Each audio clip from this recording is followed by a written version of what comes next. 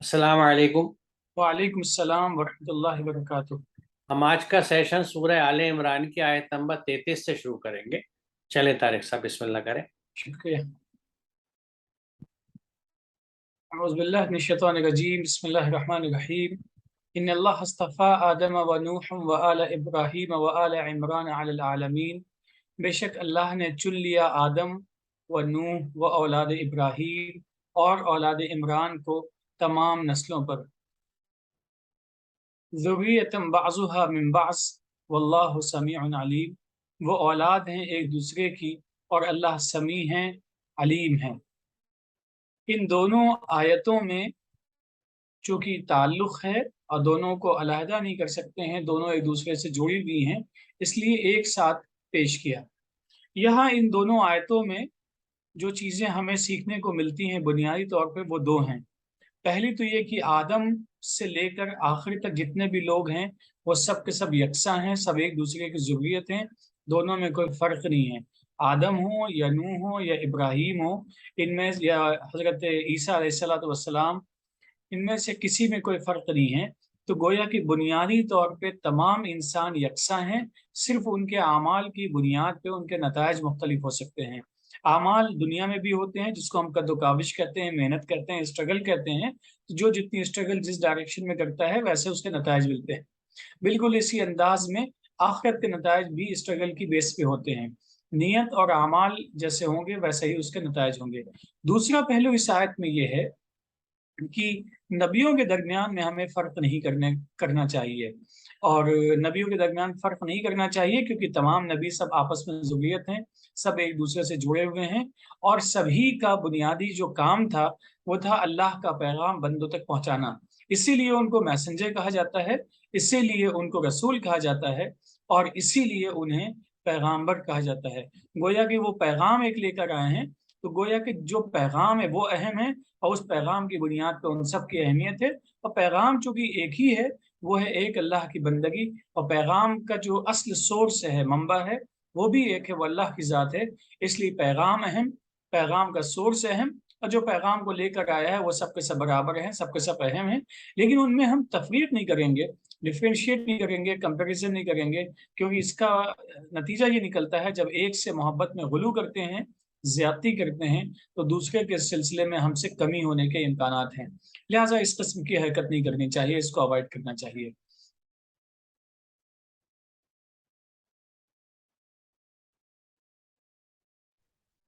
जी, यहाँ पे इसमें एक आयत वो भी याद आ रही है जो हम पीछे इन सेशंस में डिस्कस भी कर चुके हैं कि अल्लाह ताला ने खुद ये बात फरमाई है नबियों के ताल्लुक से कि उनके बीच में हम किसी एक के बीच में भी फ़र्क नहीं करते। ला नुफ़र्रिक़ु बैना अहदिन मिन, कि किसी एक के बीच में भी फ़र्क नहीं किया जाता। तो बिल्कुल आपने ये सही फरमाया।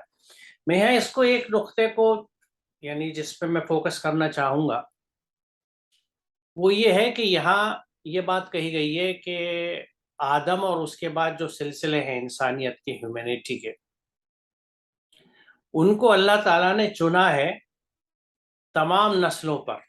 ये जो आलमीन है तो आलमुन जो है वो नस्लों के लिए भी आता है, क्योंकि एक तरह से जैसे हम आजकल यूज करते हैं ना वर्ड के, एक इकोसिस्टम है, हर एक ग्रुप का एक अपना सिस्टम होता है। तो इस तरह बहुत सारे आलम जो दुनिया में हमें पाए जाते हैं वो जानदारों में भी पाए जाते हैं। मिसाल तौर पे एक आलम है हैवानात का है, एक नबातात का है, वगैरह वगैरह। तो ये जितने नस्लें हैं इस दुनिया में, अल्लाह ताला ने उन सब पे इंसान को चुना है। अच्छा, उसकी वजह है उसकी वो बिल्कुल वाज़ेह है, क्योंकि इंसान जो है वो इंटेलेक्चुअली बिल्कुल जिसे कहिए हाईएस्ट इवॉल्व है। उसकी जहानत जो है, उसकी अकल जो है वो शेप में है। बात सही है, जब मैं बात कह रहा हूँ कि उसकी अकल जो है वो बेहतर है, तो वो वजह ये है कि जितने खुद यानी इंसान अगर मैमल ग्रुप का है, मेमेलिया का है, तो मेमेलिया ग्रुप के जितने और दीगर जानदार हैं उन सब में इंसान अफजल तरीन है। उसकी अकल सबसे बेहतर है, और दूसरी कि उसके अंदर जो इल्म हासिल करने की सलाहियत इंसान में अल्लाह ने रखी है। तो यानी उसकी अकल दी है जो इवॉल्व है, परफेक्ट है। और बल्कि हकीकत यह है कि अगर हम साइंसी नुक्ता नज़र से देखें तो हम इस बात को कहते भी हैं کہ بلکہ سائنس میں تو یہ کہا جاتا ہے کہ human beings are intelligent animals, یعنی ایسا وہ جانور ہے، اینیمل ہے جس کے پاس انٹیلیجنس ہے اچھی ڈیولپڈ، اور وہ سب جانداروں کے مقابلے میں بہتر ہے، زیادہ ڈیولپڈ ہے۔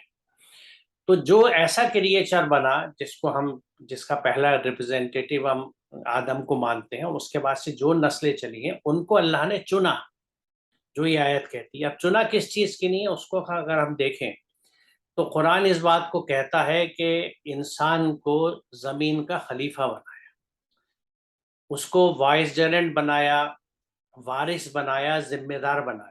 تو اس ذمہ داری کے لیے انسان کو چنا گیا، کیونکہ دیکھیے الگ الگ اسٹیج پہ الگ الگ ذمہ داری دی گئی، کئی طرح کے چناؤ اللہ نے کی۔ مثال کے طور پہ پیغام دینے کے لیے اس نے، جیسا وہ کہتا ہے کہ اس نے انسانوں کو چنا کہ کون انسان کس وقت کہاں پہ نبوت اس کو عطا کی جائے گی، تو ایک وہ چناؤ تھا اس کا۔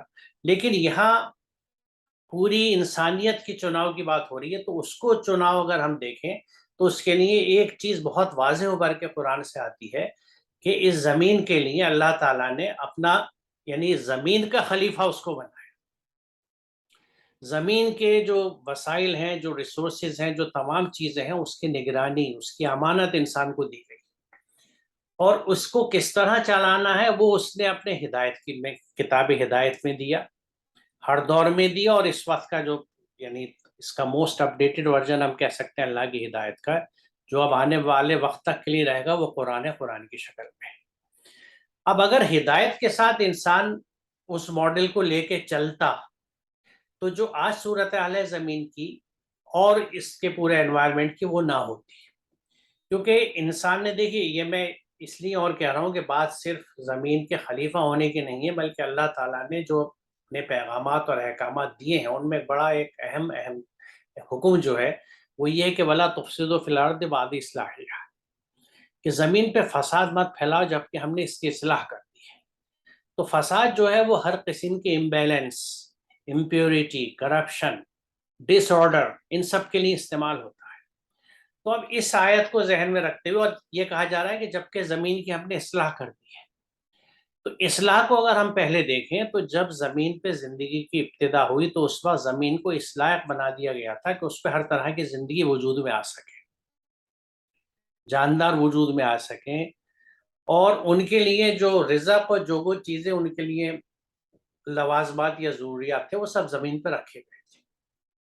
اسی لیے سورہ رحمان میں یہ بات کہی جاتی ہے کہ وَالْأَرْضِ وَزَعَ لِلَنَا، اللہ تعالیٰ نے زمین جو ہے وہ سب جانوروں کے لیے بھی بنائی ہے، ان کے لیے تیار کی ہے، اور انسان کو منع کیا ہے کہ اس پہ فساد مت پھیلا۔ تو جب تک زمین پہ انسان کی مداخلت نہیں ہوئی تھی، انسان کا انٹرونشن نہیں ہوا تھا، تو یہاں پانی بھی صاف تھا، ہوا بھی صاف تھی، اور وسائل بھرپور مقدار میں اویلیبل تھے انسان کے لیے، شفاف شکل میں اور پورے صحت مند انداز سے۔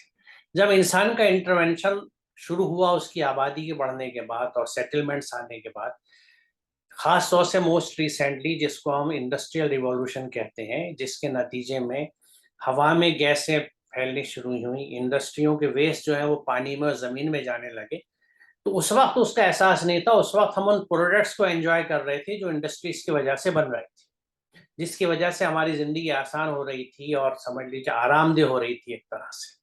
لیکن جلدی ہمیں یہ احساس ہو گیا کہ اس سے کچھ خرابیاں پیدا ہو رہی ہیں، لیکن اس وقت تک ان چیزوں کا چسکا ایسا لگ گیا تھا کہ ہم اس ماڈل کو چلاتے رہے۔ آج صورتحال یہ ہے کہ ہوا میں پولوشن ہے، پانی میں پولوشن ہے، زمین پولیوٹڈ ہے، کھانے کا سامان پولیوٹڈ ہے، ہر چیز میں پولوشن ہے، گندگی ہے، بیلنس خراب ہو چکا ہے، ہوا کا بیلنس خراب ہو چکا ہے، اس کی وجہ سے انسان میں بیماریاں بھری پڑی ہیں۔ یعنی اگر میں صرف اس شہر کی بات کروں جس میں ہم رہتے ہیں، دہلی کی، تو دہلی کی ہوا میں اتنی کثافت ہے کہ دہلی کی ایک بڑی حصہ آبادی کا سانس کی بیماریوں میں مبتلا ہے۔ پانی میں اور کھانے پینے کی چیزوں میں اس طرح کے انفیکشنز ہیں، ایسے پیراسائٹس اور جرمز ہیں، جراثیم ہیں، کہ 90% آبادی دہلی کی کسی نہ کسی شکل میں پیٹ کی کسی نہ کسی بیماری میں مبتلا ہے۔ تو یہ سب کس وجہ سے ہے؟ کیونکہ انسان کی مداخلت کی وجہ سے جو توازن بگڑا ہے قدرت کا، اور جو فساد پھیلا ہے، اس نے نہ صرف انسان کو متاثر کیا ہے، بات صرف انسان کی نہیں ہے بلکہ اور دیگر جاندار بھی جن کو ہم بے زبان کہتے ہیں وہ بھی متاثر ہو رہے ہیں، ان کی بھی زندگی محال ہو رہی ہے۔ مثال کے طور پہ اگر ہم اپنے ڈیولپمنٹ کے لیے زمین صاف کرتے ہیں، جنگل صاف کرتے ہیں، تو ہمیں تو ایسا لگتا ہے کہ ہم نے صرف درخت کاٹے، اور اس کے لیے اب قانون بننا ہے کہ صاحب درخت مت کاٹیے۔ تو درخت کی ایک اہمیت تو ہمارے لیے ہے، لیکن وہ درخت اور وہ جنگلات جو ہیں اس میں جتنے رہنے والے جانور ہیں، کیڑے مکوڑے ہیں، چرند پرند ہیں، وہ سب بے گھر ہوتے ہیں۔ ان کے ڈسپلیس ہونے سے جو چیزیں پیدا ہوتی ہیں، کیونکہ یہ اتنے پیچیدہ سائیکل ہے، کیونکہ نئی نئی قسم کی بیماریاں جو آ رہی ہیں ان کی بھی ایک بڑی وجہ جو ہے وہ نیچر میں تبدیلی ہے، اس میں کلائمیٹ چینج بھی ہے، جس میں موسموں کے جو رویے ہیں وہ بالکل بدل گئے ہیں۔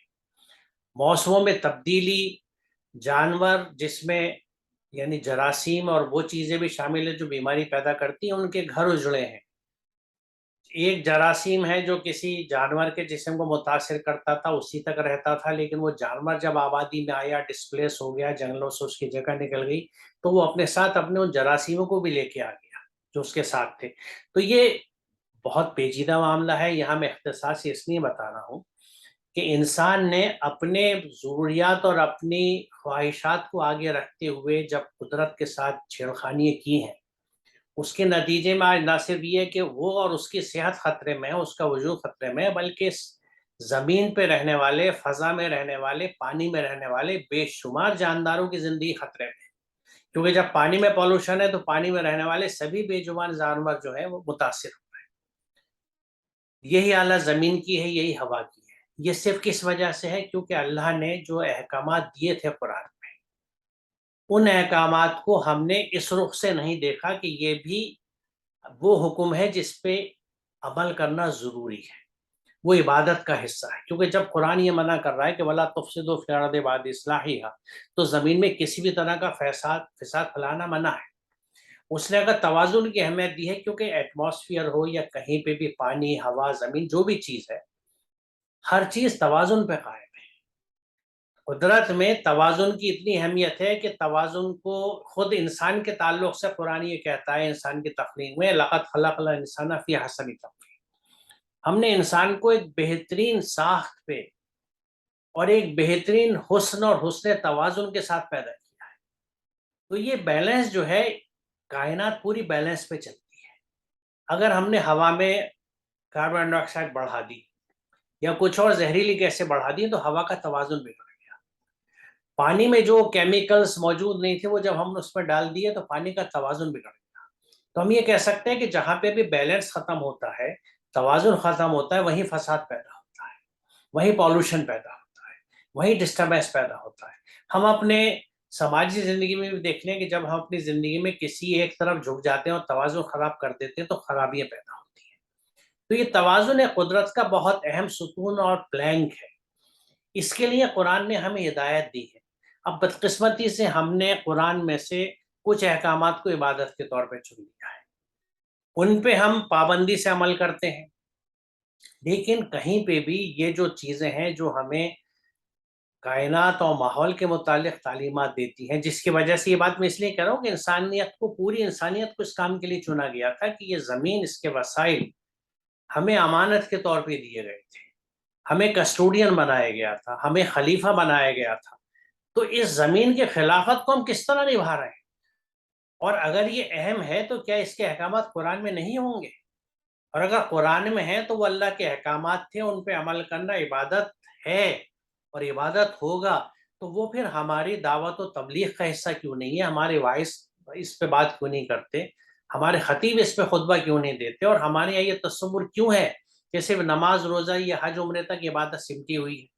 ماحول کو صاف رکھنا، جانوروں کی حفاظت کرنا، جانوروں کی خدمت کرنا، ہر جاندار کی حفاظت کرنا، اور اس کے لیے اس کے رزق کے راستے میں رکاوٹ نہ بننا، اس کے لیے زندگی کو مشکل نہ کرنا، بندگی کا حصہ ہے، عبادت کا حصہ ہے۔ کیوں ہے؟ کیونکہ قرآن میں ہے اس کا حکم۔ دیکھیے قرآن کہیں پہ یہ نہیں کہتا کہ میری ان احکامات پہ تم عمل کرنا، یہ تمہارے لیے عبادت ہے، اور ان احکامات پہ عمل نہ کرنا عبادت نہیں ہے، ایسا کہیں نہیں ہے قرآن میں۔ اللہ کا ہر حکم عبادت ہے، اور اس میں ماحول کے تئیں، کیونکہ یہ کائنات، دیکھیے ہم اس کو اکثر پڑھتے ہیں، میں بار بار اس لیے کہہ رہا ہوں کہ ہر کوئی، آپ کسی سے پوچھ لیجئے کہ انسان کے زمین پہ خلیفہ ہے، ہر کوئی کہے گا ہاں، تھوڑا بہت پڑھا لکھا بھی جو اس بات کو جانتا ہے، لیکن اس خلیفہ کی ذمہ داریاں کیا تھیں ہمیں نہیں پتا، اس سلسلے سے قرآن کی کیا احکامات ہیں ہمیں نہیں پتا، کیا ان احکامات پہ عمل کرنا عبادت کا حصہ نہیں ہے؟ یقیناً ہمیں نہیں پتا، کیونکہ اس انداز سے اس کو پھیلا ہی نہیں جا رہا۔ تو ایک بہت بڑا کام جو پوری انسانیت کے لیے تھا اور ہمارے سپورٹ یہ ہوا تھا کیونکہ ہم حاملین قرآن ہیں، we are the bearers of this book of guidance. ہم یہ بہت فخریہ بیان کرتے ہیں، کہ بہت خوشی کے ساتھ بیان کرتے ہیں کہ سب قرآن ہمارے پاس ہے، قرآن ہم پہ نازل ہے۔ تو قرآن کے جو احکامات تھے جو پوری انسانیت کے لیے تھے اور پوری انسانیت کی بہبود کے لیے، اس کے ہیلدی سروائیول کے لیے تھے اس پلانٹ کے اوپر، اس پہ نہ صرف ہم توجہ نہیں دیتے، ان کو پریکٹس نہیں کرتے، کیونکہ کہیں پہ ایسی کوئی مسلم سوسائٹی نظر نہیں آتی۔ دیکھیے پہلے تھی، رسول اللہ صلی اللہ علیہ وسلم کے زمانے میں حرم بنے اسی لیے تھی کیونکہ وہاں حفاظت تھی، وہاں زندگی، وہاں ہلاک کرنا کسی چیز کو منع تھا۔ اسے ہم آج انوائرمنٹ کے پوائنٹ آف ویو سے دیکھیں تو سمجھیں گے کہ یہ چیزیں جو پریکٹسز اس وقت تھیں وہ کتنی اہم تھیں، اور آج جب کہ ماحول اور بہت خراب ہے تو ان کی اہمیت اور ابھر کے آتی ہے، لیکن ان کا اس رخ سے ذکر کب ہوتا ہے؟ حرم کا تصور ایک تقدس کا ہے، انوائرمنٹل پروٹیکٹیو زون کے حساب سے کہاں ہے کہ وہاں پہ کسی جاندار کو مارنا منع کیا گیا ہے، اور دیگر چیزیں ہیں جو اس کو پروٹیکٹڈ زون بناتی ہیں، اور اس طرح کی اور بہت سی چیزیں ہیں جن کا یہاں تھوڑے سے وقت میں ذکر نہیں ہے، ذکر ممکن نہیں ہے، لیکن ان چیزوں کو ہمیں سمجھنا ضروری ہے کہ یہ ہم اگر اس رخ سے کیا، یعنی اگر قرآن کو پوری طرح نہیں سمجھتے تو ایک بہت بڑی ذمہ داری جو اللہ نے ہمیں دی ہے، we are feeling in that rather we have failed. ہم نے جو قرآن میں اللہ کی ہدایت کی کتاب میں ماحول کے تئیں اس پلانٹ پہ، زمین پر ایک خلیفہ ہونے کے ناطے جو ہماری ذمہ داریاں تھیں جو قرآن نے دی تھیں، نہ ہم نے سمجھی، نہ پریکٹس کریں، تو نہ لوگوں تک پہنچائیں۔ آج لوگ مختلف ماڈلز ڈسکس کرتے ہیں، کوئی انڈیجینس ماڈل نکال کے آتا ہے، کچھ پرانے قبائلوں سے، کچھ ہسٹری سے دیکھتے ہیں کہ کہیں سے، یعنی انسانیت اس وقت پریشان ہے کہ ہم کوئی طریقہ ایسا نکال سکیں۔ یہ تو ہمارے دین کا حصہ تھا، یہ ہر انسان کے لیے ایک حصہ تھا کہ وہ کس طرح سے چیزوں کو پروٹیکٹ کرے۔ تو ہمیں اس کام کے لیے اللہ نے چنا تھا، اور اس کام میں ہم آج بھی ناکام ہیں، کیونکہ ہم اس رخ سے نہ قرآن کو سمجھتے ہیں نہ لوگوں تک لے کے جاتے ہیں۔ تو اگر ہم اس رخ کو بھی ذہن میں رکھیں گے تو ایک طرح سے ہماری ذمہ داری اور ہماری جو کمٹمنٹس ہیں ٹورڈس ہیومینٹی، انسانیت کے تئیں، اس زمین کے تئیں جو ہماری ذمہ داریاں ہیں، جو ہمارے فرائض ہیں، جو ہم پہ فرض کیے گئے اللہ کی طرف سے، ہم ان کی طرف سے آج بھی غافل ہیں، اور ان کی طرف ہمیں لوٹنا ضروری ہے۔ تو یہ میں نے اتنی تفصیل سے بات اس لیے بتائی ہے کیونکہ یہاں ہمیں اگر اور نسلوں پہ فوقیت دے کے چنا گیا تو کیوں چنا گیا؟ کیونکہ ہمیں عقل دی اللہ تعالیٰ نے، علم حاصل کرنے کی صلاحیت رکھی، اور ہر چیز کے علم کی کیپیسٹی ہم میں رکھ دی، جو ہم پہلے ڈسکس کر چکے کہ علامہ آدم اسبق اللہ والی بات جو تھی، اور ساتھ ہی کتاب ہدایت ہمیں دے دی گئی، وہ کتاب ہدایت جس پہ دین مکمل کر دیا گیا، اپنی نعمت تمام کر دی گئی، اور ہمیں اس پہ عمل کرنے کا حکم دیا گیا، اور ہمارا عمل کتنا محدود ہو گیا کہ وہ ماڈل ایک طرح سے انسانیت کی کسی انداز سے خدمت نہیں کر پا رہا، جو کہ یعنی جو کہ اللہ تعالیٰ کی طرف سے حکم تھا، میں یہ کہہ سکتا ہوں۔ چلیں طارق صاحب آگے چلتے ہیں اب۔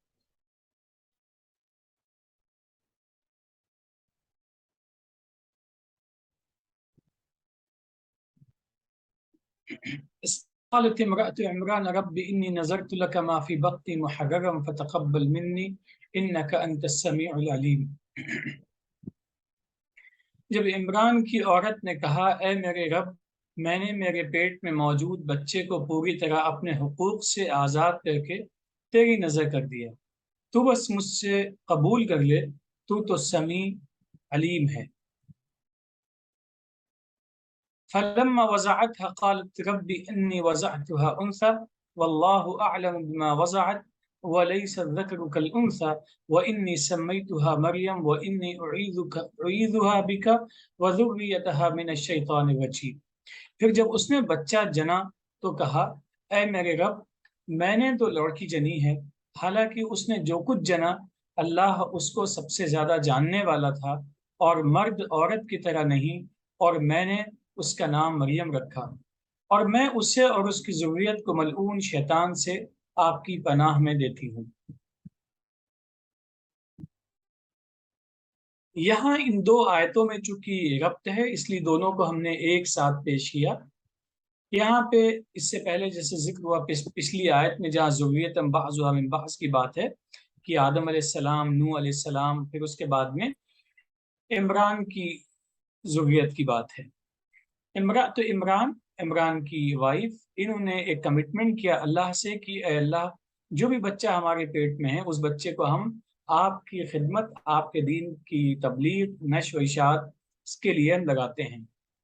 چونکہ یہ زمانے قدیم سے چلا آ رہا ہے اور ہم لوگ ہمارے سماج بھی ہے، ہم بھی اس کو فیل کرتے ہیں، محسوس کرتے ہیں کہ لڑکے کو لڑکی پر فوقیت دی جاتی ہے، اور یہ ایک ایسی حقیقت ہے جس کا انکار نہیں کر سکتے ہیں۔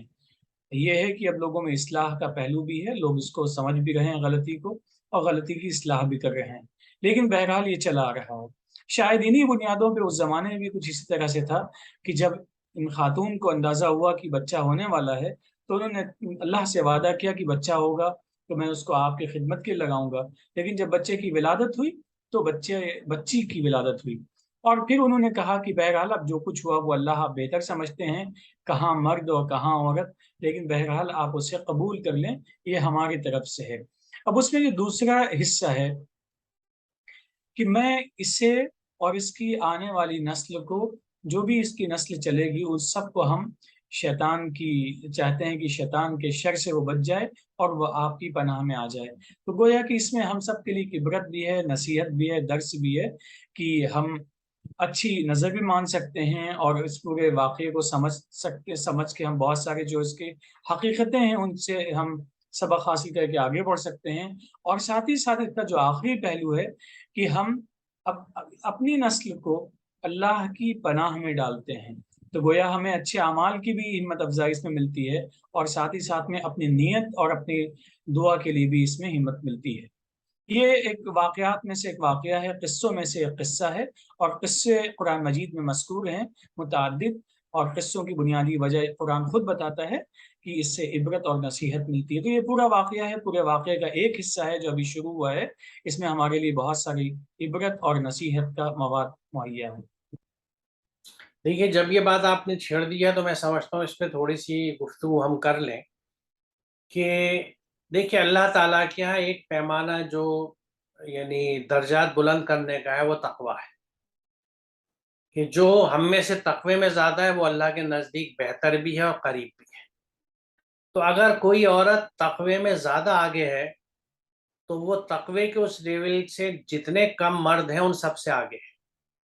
یہ میں وضاحت اس لیے کر رہا ہوں کہ کسی انداز کا، کیونکہ خاص طور سے جیسے میں یہ کہہ سکتا ہوں کہ یہ ہمارے ہاں کی جیسے کہتے ہیں کسی کی دکھتی رکھ، کیونکہ اس پہ اتنا بولا گیا ہے، پروپیگنڈا پھیلایا گیا، اور ساتھ ہی ہمارے یہاں بھی پریکٹس ہوئی ہے اور آج بھی جاری ہے۔ وہ پریکٹس کیا ہے؟ کیونکہ یہ سماج شروع سے مردوں کا سماج رہا ہے، مرد نے ڈومینیٹ کیا ہے، اور انہی چیزوں کو ختم کرنے کے لیے قرآن آیا تھا، لیکن اب جس کتاب کو لپیٹ کے رکھ دیا گیا ہو اور جو بڑوں سے پریکٹسز چلی آ رہی ہیں صدیوں سے، وہ ہمارے یہاں جاری ہوں، تو ظاہر قرآن سے تو ہم بہت دور ہٹ چکے ہوں گے۔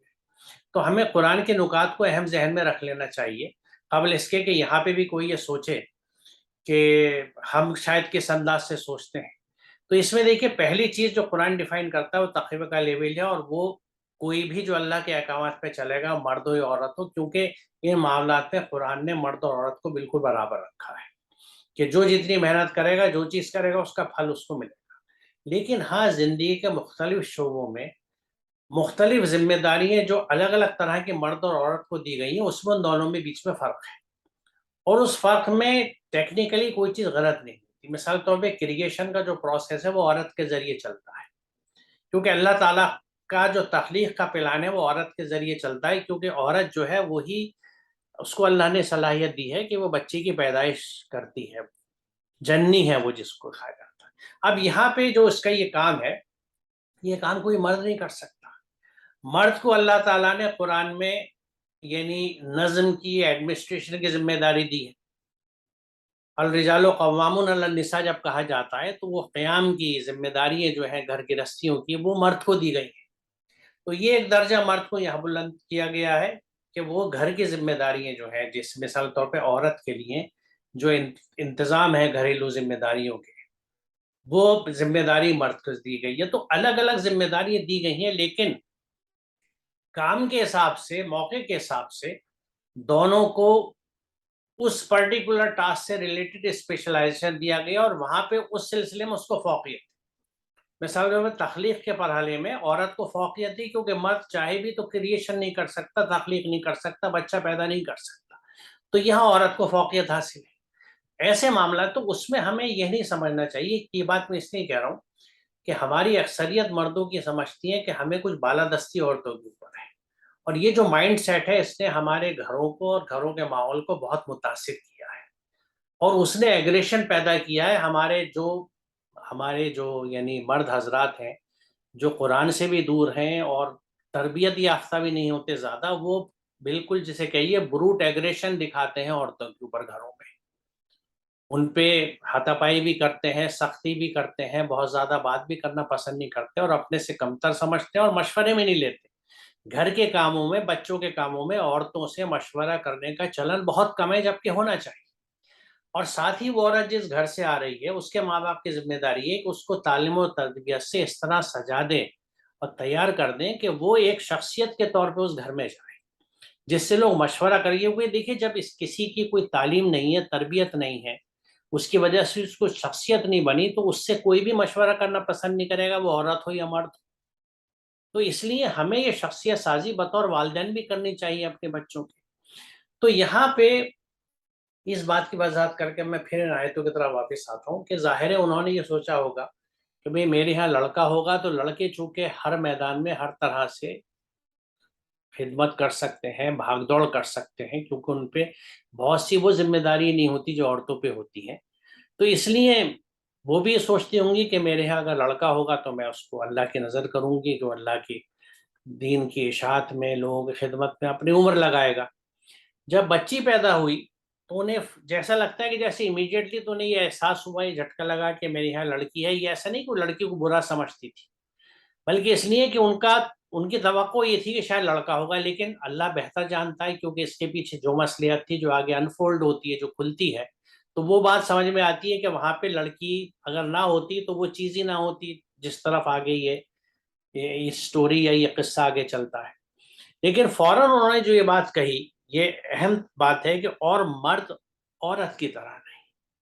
تو یہ جملہ بھی غور طلب ہے کہ یہ فوراً احساس ہوا اور انہوں نے اس چیز کو مانا کہ مرد عورت کی طرح نہیں. یعنی یہاں پہ عورت کے اندر جو کچھ پلس پوائنٹس ہیں، جو اس میں کچھ ایڈیشنل خوبیاں ہوتی ہیں کچھ خاص ذمہ داریوں کے تحت، وہ مرد میں نہیں ہوتی ہیں. تو یہاں فوری اس چیز کا احساس ہے جس کو انہوں نے ذکر کیا.